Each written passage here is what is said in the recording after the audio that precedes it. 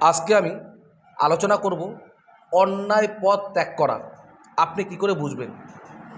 আপনি আজকের দিন পর্যন্ত হয়তো আপনি অনেক ভুল কাজ করেছেন, কারোর সাথে অন্যায় করেছেন, কাউকে ঠকিয়েছেন, এমনকি দেখা যায় কি বাড়ির ভাই দাদার সঙ্গে জমি সংক্রান্ত নিয়ে আপনি হয়তো ঠকিয়েছেন।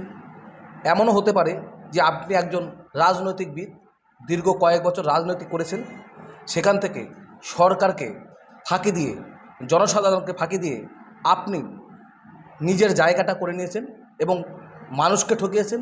এরকম যদি অন্যায় কাজ করে থাকেন, সেইখান থেকে আপনি হয়তো এখন মনে হবে যে সব অন্যায় পাপ যা করেছি আজকের দিন পর্যন্ত আর করব না, নতুন একটি জীবনে আবদ্ধ হব।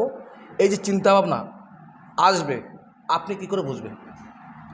আপনি যদি ঘুমন্ত অবস্থায় স্বপ্ন দেখেন কিছুদিন পর পর, যদি আপনি হিন্দু হয়ে থাকেন তাহলে যে 16 প্রহর 32 অক্ষর নাম ঘুমন্ত অবস্থায় দেখছেন, যে নাম শ্রবণ করছি, এমন হতে পারে।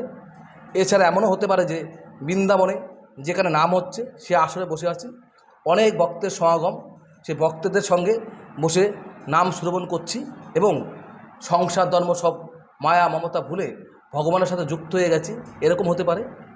এছাড়া যে সমস্ত মুসলমান ভাই আছেন তারা হয়তো ঘুমন্ত অবস্থায় কিছুদিন পরপর স্বপ্ন দেখছেন নামাজ হচ্ছে বা নামাজ পড়ছি, এরকম যদি স্বপ্ন দেখেন তাহলে বুঝতে হবে যে আপনি কিছুদিনের মধ্যেই পাপ কাজ থেকে বিরত থাকবেন, আর নতুন করে কোনো দিন পাপ কাজ করবেনই না এবং সৎসঙ্গ করবেন।